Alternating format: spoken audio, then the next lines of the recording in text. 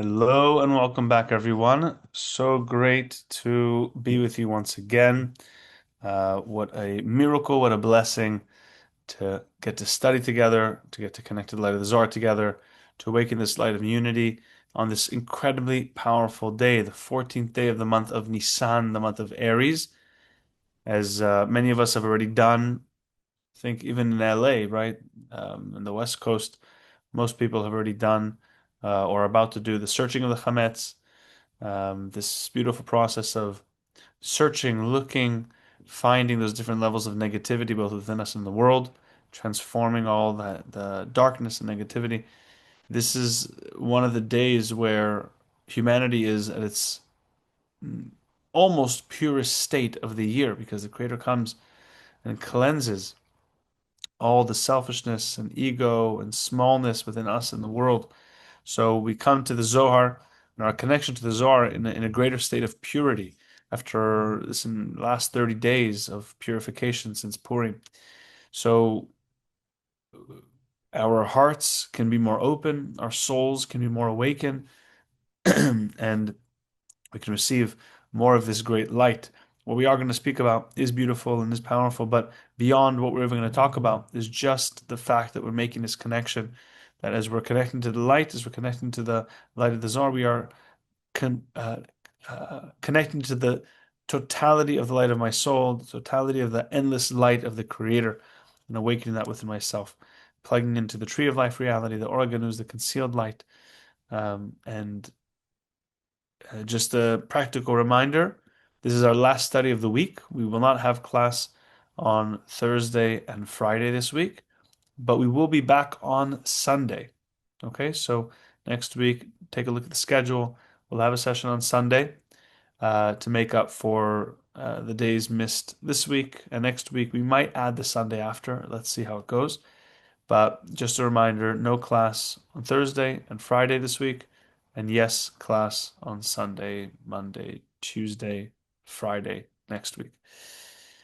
Okay, so let's dive right in. As we're setting up our consciousness, meditating to reveal this great light, light of true transformation, overcoming any aspect of ego and selfishness and smallness, revealing our unlimited soul. Would use the prayer of the Ari to help us open up our hearts with deep appreciation for this great merit that we have access to the light of the Zohar, that we get to connect to this great light and help reveal this great light. Just an update, by the way, in terms of our daily Zohar book, I'm going to try and do weekly updates if possible. So just an update on thank you, Nadia. Just an update on the daily Zohar book. So we still have a long way to go, but we still have some time, so it's not a problem. But a few people have texted me a pledge of how much they want to donate, which is amazing. So we have around 12,000, maybe 13,000 pledged slash donated so far. So we still have a way to go. We're trying to raise $52,000 to for this dedication to print the daily Zohar book by Michael Berg. And hopefully after Pesach or during Pesach, we'll start to get more into the details of how much we're raising and how we're going to raise it together. Maybe if, we'll create maybe a thing that you can send it to someone else who who wants to contribute a little bit. Every little bit helps. So far, I think maybe 30 or 40 people have contributed so far. It would be amazing if everyone who joins for the Daily Zohar would contribute even something towards it. Those who contribute as much as they can. Those who could do less, do less. Those who could do more, do more. And together, we're going to make it happen. Especially, we want to get to it by Lag BaOmer, the day of the Zohar of Rabbi Shimon Bar Yochai. So I'll send a link. I'll send a link here too. It is in our chat, in our daily Zohar chat. I'll post it right here just in case that's easier for anyone. And I'll also make maybe like a flyer post or something if you want to forward that to maybe some friends or family or anyone who wants the merit to be part of this. Okay. So let's do the prayer of the Ari. Here we go. Okay. By the way, just since we don't have, even though we don't have a daily Zohar study this week on Thursday and Friday, and of course Saturday, um, it doesn't mean we shouldn't be connected to the Zohar daily, of course. So use the time during these days to review what we've studied so far, take a peek into what we are going to be studying in the coming week. We're going to be finishing this portion in a few weeks and starting the portion of Miketz. So that's also really exciting. If you know people who are interested in going deeper in their studies, let them know. If you see people, at Pesach or something, let them know that we do this and how much it's changed your life and how much it will change their lives as well. So let's do a prayer of the Ari. ריבון העולמים ואדוני אדוני מעבר חמים סליחות מגיעים לך לפניך אדוני אלוהינו ולאבותינו בקדאו ושלח ושגרתנו תורתך ולעבודתך עבודת הקודש ונתת לנו חלק בזאתו תורתך הקדושה ואנו מחיינו שעשיתי בנו חסד גדול כזה על כן אנחנו מפילים תחנוננו לפניך שתמיכו ותסלח לכל חטאותינו ועוונותינו ואל יהיו עוונותינו מבדילים בינינו לבניך וכן יוסף אנחנו בנינו ולאבותינו שתכונן את לבבינו ליראתך ולאהבתך ותקשיב אוזנך לבנאל ותפתח לבבינו הערה בזאתו תורתך ויהיה למדינו זה נחת רוח לפני חסדך ובדרך כך ניחוח ותעשה עלינו עומק כל נשמתנו בכל בחינתנו ושיתנוצצו ניצוצות ודחת קדושים אשר עידם גלית לדברך לעולם וזכותם וזכות תורתם וזכות אבותם וזכות תורתם ותורתם שלתם יעמוד לנו והנקשה בדבר מלך וזכותם את העירנו מה שלומדים כמאמר נעים זמירות ישראל גלנה והביטה נפלא בתורתך כי אדוני תן חוכמה מפיו דעת אדוני גלנה ייתן חוכמה מפיו דעת אדוני גלנה וביטה נפלא בתורתך יגזונים יפה והגנים לפניך אדוני צורי וגואלי. Okie dokie, here we go, chapter 21. Chapter 21. I think there are 25 chapters in the portion, so something like that. So we're towards the end of the portion, of course, and we're now gonna study about how Joseph went through the biggest test of his life, maybe one of the biggest tests of his life, which brought him to the level of becoming a tzaddik, to be the permanent channel of the level of Yesod. So here, as we're going to be studying this, and we're going to study in this portion, but also more in Miketz, also about this. But we're never talking about someone else. We're talking about ourselves, right? Through this section, we're studying how we can become tzaddikim, how we can reveal the greatest light of our soul, how we can become, as Joseph was, the master of the world. How do you control the world? How can you not be controlled by the world, but instead be in control of the world? And we'll see it was by Yosef controlling himself. It was by being able to um, being able to exercise restriction, as we'll see. His master's wife tried to seduce him, and he didn't succumb to her seduction, and instead he secured his permanent position as the master of the channel of Yesod, which is the funnel of all the blessings into this world. So let's go into it. So it begins. We're on paragraph 210 in the portion of Vayeshev. So Joseph is working in his master's house. Everything he does is successful. Everything he does is miraculous. His master appreciates him. Everyone's getting along. It's going great. Again, he was sold by his brothers. They hated him. He was thrown into a pit. He was sold into slavery. But then he finds himself adored by his master because he's so blessed. The Creator is blessing him with everything he does. So he becomes very successful. So even as a slave, he's the most successful slave. He becomes the master of all slaves. He's practically free. He's running the household. But after a certain time, Vatisa eshet Adonav et eineha et Yosef, his master's wife, cast her eyes upon Joseph, Vatomer shichvaimi, and she said to him, "Lie with me, sleep with me." We know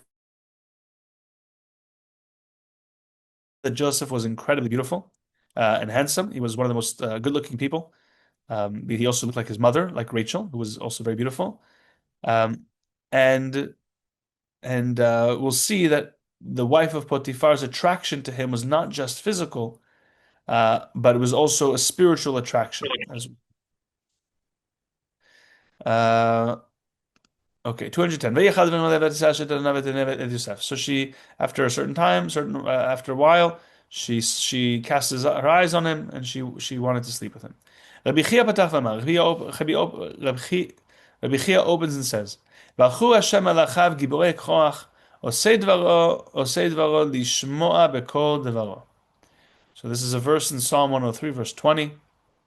Bless, bless the Lord, O angels, mighty creatures who do God's bidding, ever obedient to that bidding. So the psalm is speaking about, of course, the angels, but also the tzaddikim who do what the Creator desires, who are aligned with creation. Tachazeh, come and see. Kama itzderich lelevanash li'istamel mechovoi. Come and see how much a person needs to protect themselves from negativity. Right? And we know it's very beautiful that we're coming. This section is leading us into Pesach because Pesach, the idea of avoiding chametz. Chametz is not just the physical aspect of the leavened bread or wheat or whatever, the 5 grains. It represents the manifestation of our ego. It represents the manifestation of our desire to receive the self alone, our left column nature of selfishness within. And that's why the Kabbalists teach that you want to be careful of chametz on Pesach, and whoever is careful on chametz on Pesach will be protected from sinning, from spiritual short circuits for the coming year. So here the Zohar is empowering us with this as well, right before Pesach. We have to be so watchful of ourselves, so careful not to let our opponent take control, not to fall into the ways of our ego and our selfishness, not to let my opponent lead the way, not to act based on my lower selfish nature. Ulmehach be'orach mitakna, and a person should be so careful to go on the path of perfection, of righteousness, of correction, on the path of the Creator. Begin the You should be so careful on the path that you walk on to make sure that the evil inclination, your opponent, does not lead you astray, does not divert you. We know the name Satan, for the name of the opponent, means the distractor, our adversary, but this force that takes us off a perfect path that connects to the light. Because our opponent every single day brings accusations and judgments, tries to lead us off the path, tries to get us to fall for temporary comfort and instant gratification instead of the endless light the Creator wants to give us. Sacrifice endless blessings for a few moments of sugar, a few moments of a high, a few moments of feeling good instead of being happy. Right? The opponent wants to convince me that it's all about feeling good as opposed to actually being fulfilled.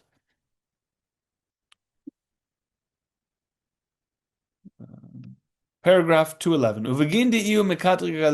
And since the evil inclination, since the opponent is constantly causing judgment and accusations and trying to take us off our path, constantly, all the time, right? There's a story of the Kabbalist who was waking up in the morning, early in the morning. He was later in his life. He was older already. It was very cold where he was. And he's waking up in the morning and his mind is like, I want to sleep in a little bit. I'm cold. I'm old. I want to rest. And then he realized, even before I woke up, my opponent was trying to find a way to distract me from my spiritual work today. The opponent works so hard even before before our day starts. My opponent is already getting me to hit the snooze button. My opponent is getting me to get distracted from my real purpose. It's constant. This battle is constant. And therefore, we have to be stronger. We have to overcome our inner opponent. Again, not anyone outside, our inner opponent.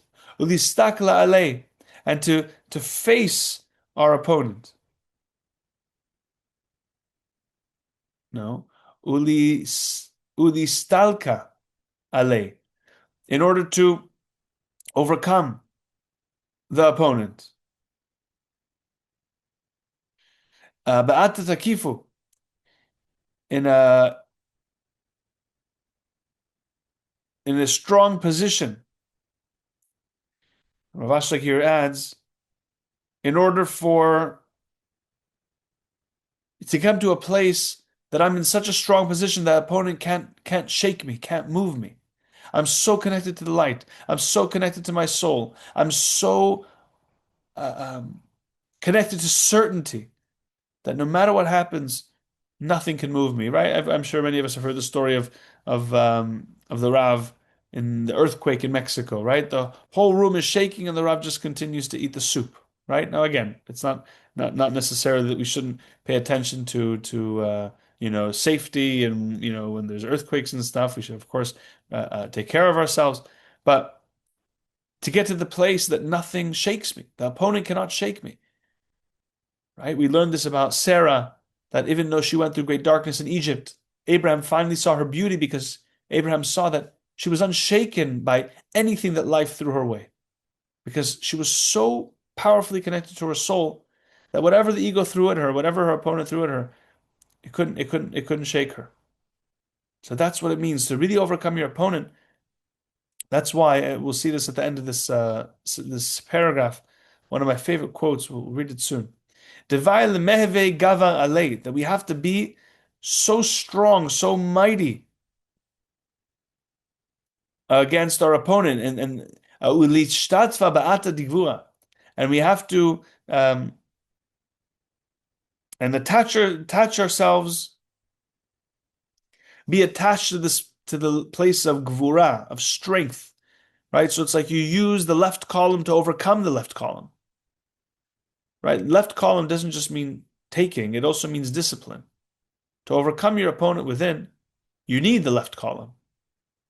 You need discipline. You need to just shut it down. Begin the kad balnash atkaf ale. Right? Our problem is we're too merciful when we need to be strict, and we're too strict when we need to be merciful. We're too chesed when we need to be gvura. We're too gvura when we need to be chesed. We're too harsh with others, and we're too soft on ourselves. Or we're too soft on ourselves, and we're too harsh on ourselves, and we're too soft with others. We have to find that balance, and the Zohar is giving us the strength to do that. Begin the kabanash at kafale. When a person manages to overcome their inner opponent, kedein iu bista gvura, then the person attaches themselves to the side of strength, of gvura, of being a true hero, being mighty and strong. And he attaches himself to that side to stay strong, to be unmoved, to be strengthened. And since the opponent is strong, since the evil inclination is strong, we have to be even stronger. And when the Zohar is saying this is not just advice, the Zohar is giving us the power to be stronger than our own opponent. Our opponent is so smart. Giants have fallen. People who have done so much good in the world, right? We read about Yochanan Kohen Gadol. He was a high priest for 80 years. To be a high priest of the temple means that you have perfect consciousness. It means that you are able to enter the Holy of Holies and not have a single thought of selfishness. Not a single thought of negativity. For 80 years, he went into the Holy of Holies on Yom Kippur, and he came out alive. If you had one thought of selfishness, a person would die on the spot. For 80 years, he had perfect consciousness. And after 80 years, he became one of the most disconnected people in history. No one is safe from the opponent. If I am not battling my opponent every day, then my opponent already won. And I might be spiritual, and I might even study the Zohar, and I might be charitable, and I might be kind, and I might be a good person, check all the boxes. But your opponent can control you in that way too. You could lose the battle against your opponent without even realizing. That's why the foundation of the work that we've been taught by the Kabbalists in the center is inner transformation. The work against your ego. Always finding new levels of your ego. always finding a way that you're changing, always finding the effort that's out of your comfort zone. Spiritual work that's done in the comfort zone is spiritual work that is sanctioned by your opponent, which is not spiritual work. It's the opposite. It's not getting you closer to the Creator. It's keeping you stuck thinking you're spiritual and actually strengthening your opponent within. Spiritual work that your opponent is okay with is not spiritual work. Spiritual work that is uncomfortable, that's how we are stronger than our opponent, as Zohar is saying. We have to be more mighty, more strong. We have to be even more left column than the opponent, but not towards others, not towards ourselves, towards the opponent. Right? We spoke this year, Micha Berg, I think, explained on Shabbat Zohar before Purim, that we have to have a hatred. Hatred, never supposed to hate. The only thing to hate is selfishness. The only thing to hate is the opponent. The only thing to hate is the negativity. Inside, around, not in people. We have to use the gvura to fight the gvura and make ourselves as strong as possible. And that's why, as I mentioned, there's a famous section in Pirkei Avot, the Ethics of the Fathers, chapter 4, verse, or teach Mishnah 1. Ben Zoma says, Eizu achacham, who is a wise person? Halumen mikol adam, someone who learns from every person. And this is the reason why I brought it. Eizu agibo, who is a mighty person, who is a strong person? Hakovesh et yitzro. You might think a person who, is very successful, a person who's created, empires, a person who's physically strong, can do great acts or feats of strength. Kabbalists teach, forget all of that. True strength is measured by one thing and one thing only. Are you able to overcome your inner opponent? Because you can be strong in many other ways, but your opponent is controlling you like a little puppet and you are weak. Your opponent controlling you means that your soul does not shine. That's your strength, is your soul. Overcoming your opponent means that your soul can shine. This is the real strength. That's what the Zohar is telling us. We need to awaken this strength. Overcome my own inner opponent, my own inner evil inclination, my own selfishness. Paragraph 12. And those people who manage to overcome, to with great strength overcome their opponent, they are called as it says in the verse that we read in Psalm 103, they are called the mighty, that's a mighty creatures. I don't know. It's like mighty people of great strength. I skipped something. Mighty in strength. Lishtachad zina im zina. And they are they are with their own kind, which means that they managed to overcome the mighty one, which represents the opponent, and they become mighty. They become strong. They become gvura. Right? It's like a lot of people think a spiritual person is this nice, soft, kind person. But if anyone, met the Rav or have seen videos of the Rav, of course the Rav was very kind. Karen, very kind. But also a force of nature, right? No one stronger, no one more powerful or intense, because that's the gvura. You want to overcome your opponent. You got to be fierce. You got to be a warrior. That's it. And these are the angels of the Creator. And Rav Shimon here adds, that's the tzaddikim, the righteous people. The tzaddikim, those who have managed to overcome their own inner opponent. Those are what are called the angels of the Creator. Those are the righteous people in this world. They are the Creator's angels. What do we know about angels? I mentioned this before, that I forgot to mention this point, but how do the angels, they all work in peace because they all do their job. And that's why one of the prayers that we do every day, the Amidah, we do it with our feet together like angels. Angel says they only have one foot. They don't have 2 feet. They don't have 2 legs. They have one leg because it represents that they only desire to do what the Creator wants. They don't have free will. Their only desire is to do the Creator's will. That's what the tzaddikim, they get to the level of an angel where there's no free will I see. anymore. There's no desire to do anything other than what the Creator desires for them. They've nullified their own desire and they only have the Creator's desire. That's what the tzaddikim are. That's what we want to get to. Because once you overcome your opponent, then all you hear is the voice of your soul. All there is the voice of the Creator. These tzaddikim, they come from the side of great strength, from harsh judgment, but great strength, uh, um, or strong, harsh gvura, harsh strength.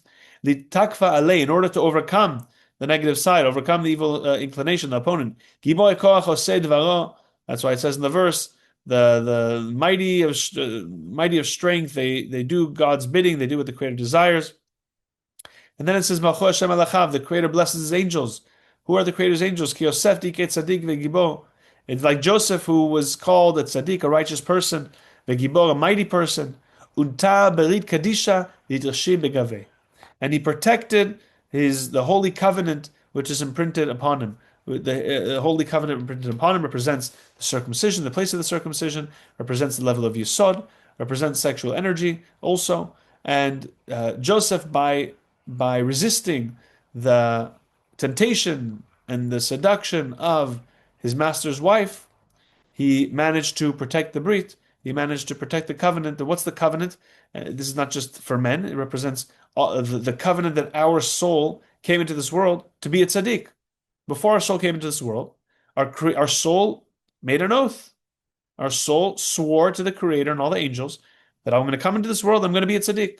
I'm going to be a righteous person. I'm going to overcome my inner opponent. I'm going to change. I'm going to help change this world. I'm going to express the divine, godly nature within me. That's the oath that our soul took before coming into this world. And by connecting to that oath, then we actually are a little closer to being able to reveal it. But that's what the brit means. That's what this covenant means, is the covenant of the soul to fulfill our purpose. 2:13.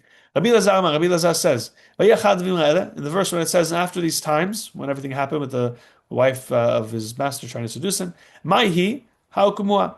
What are we talking about? What happened here? What is this time? What does it mean after these? After the time? After these? The time after? The literal translation is, it came to pass after these things. Atada, what is this place? Atada Yetzara Mikatalik.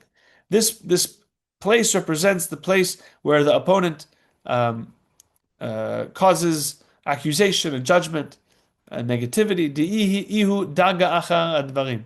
That represents the level of what's called after these things. Rav Shimon here explains very simply that Dvarim represents the Malchut. That's also why the fifth book of the Torah is called the book of Devarim, Deuteronomy, but Devarim means things. It's a funny word, but it means things. There's probably a more elegant way to translate it, but so the book of Dvarim is the fifth book, represents the level of Malchut.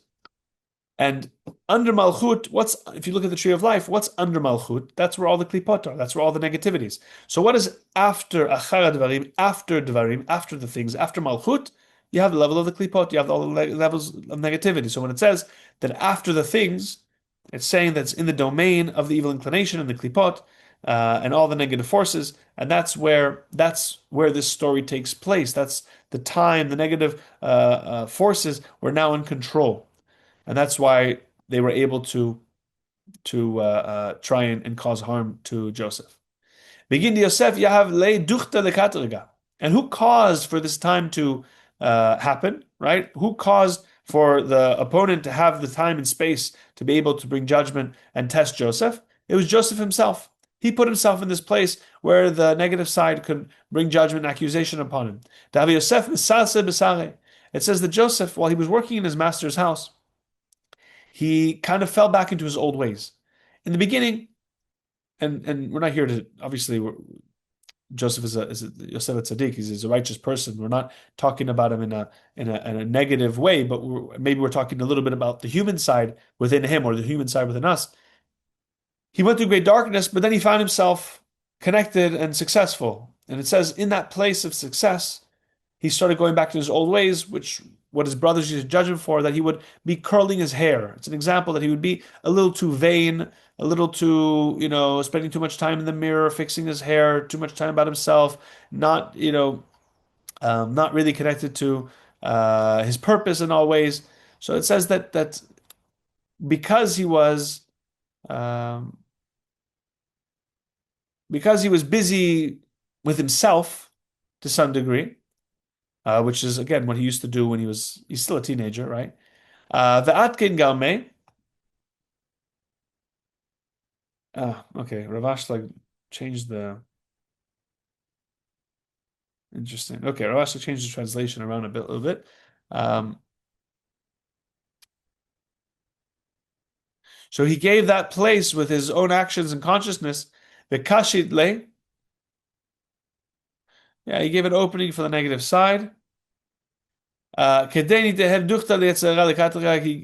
of the way he was behaving and his consciousness and being a little too comfortable in the house of his master, it created an opening for the negative side to bring judgment. Dama, because the negative side said, Uma avoidiu mit'abel aleh, his father, who loves him so much, Jacob, is sitting and mourning the loss of his son. Yosef mekashed gameh, and Joseph is sitting there looking himself in the mirror, beautifying himself, and twirling his hair. Kadein idgare be duba vikat rigle. And the Zohar uses this phrase, is also a phrase in the Midrash, that then once that opening, because Joseph was a little too self-involved, especially while Jacob was going through so much pain, then it created an opening. It said that then the negative side pushed the bear, calling Potiphar's wife the bear, onto him and tried to seduce him. Since we're not going to study for a little while together, let's just go a little further. I hope everyone has a little time. Um, then it says, paragraph 214, after, again, the same verse, after these things, after this time, come and see. When the Creator uh, oversees the world,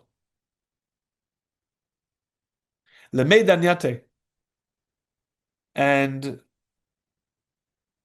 oversees the world, checks what needs to happen, inspects, sees there needs to be judgment. And sees negative people, selfish people, wicked people in the world. What does it say? And it says, we read this in the Shema. When there's too much negativity, the Creator shuts up the sky, and there won't be rain, and the earth, the ground, will not yield its produce. And that's why it says, I think it's in the previous verse. Oh no, it's in the same verse. Sorry, the next words over. You will soon perish. Right? So there'll be no rain, there'll be no crops, and then you'll perish.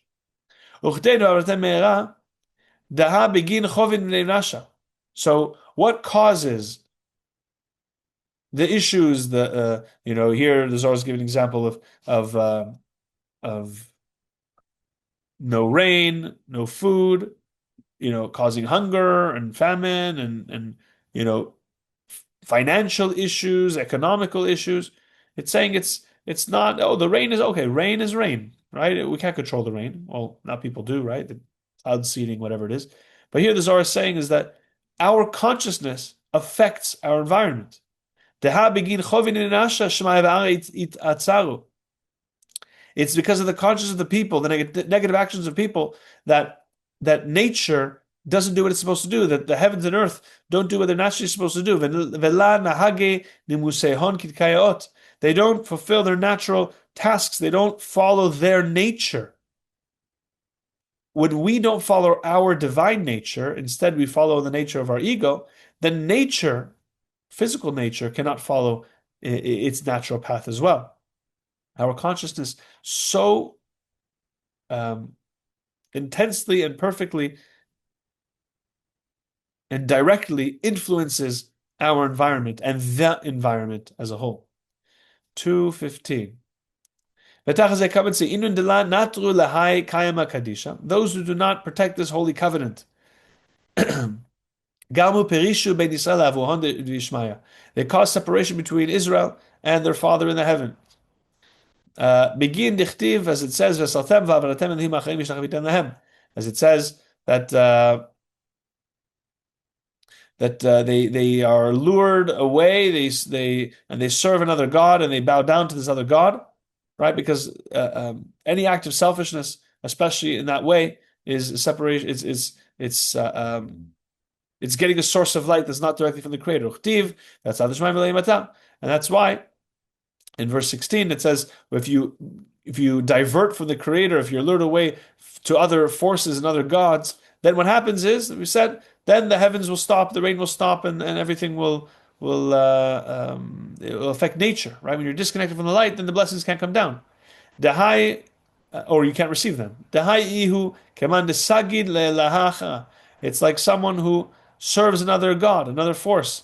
Dimshake behayat kayama kadisha, and they are false, they are lying, they are causing damage in this area of the holy covenant with the level of Yesod. All the blessings have to flow through Yesod. So when a person is not maintaining that connection, when a person causes damage in the area of Yesod, which means any act of any time we don't exercise restriction, it's a block of the energy of Yesod. Paragraph 216. However, when the Holy Covenant is kept and protected, when there is restriction in our world, the Creator draws down, creates, pours blessings above, to pour down into this world, to shower our world. As it says, Geshem nedavot tanif Elohim nachalatecha v'nil'atak chonanta. As it says, you released a bountiful rain, O God, when your own land languished, you sustained it. So what does Geshem Nedavot, what does a bountiful rain mean? That Geshem Deuta represents a rain of favor, a rain of will, a rain of abundance. When the Creator is favorable towards the congregation of Israel. The congregation of Israel represents the collective souls of humanity. What does it mean the Creator is favorable? It means that we are in affinity with the light. The Creator always wants to shower us with blessings. When can we actually receive the showering of blessings? Is when we are in affinity, when there is a vessel. And the Creator wants to shower us with more and more blessings. That's the Creator's desire is manifest. The Creator's desire is manifested that we can actually receive those blessings. And that's why the verse ends with, "When your own land languished, you sustained it." Even though in our world is a world of lack, finally we create a vessel so the Creator's endless light can shine into our world. Let's squeeze in just a few more. We'll just finish this chapter. I hope it's okay with everyone. Then the verse continues, Nachalatcha. What does it mean, your own land or your inheritance, your heritage? What does that mean? Paragraph 217, Nachalatcha. In Israel, who is the inheritance of the Creator? It's Israel. We're not talking about a land or a people necessarily. We're talking about a consciousness of restriction. Those who live with three columns, those who know how to truly share without self-interest, those who know how to love unconditionally, those who know how to overcome their own inner opponent. They are the inheritance of the Creator. As it says, Jacob is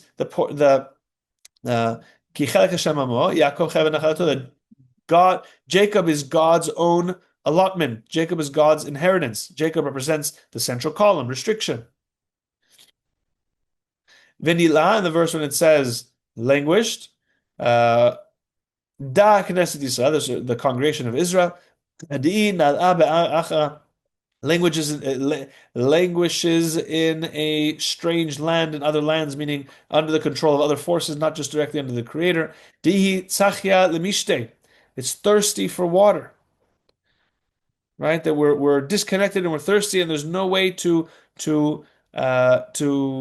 satiate that thirst. Uchdein ihi nila, and that's why it's languished or languishes. V'chadahu geshem dir'uta yityehiv.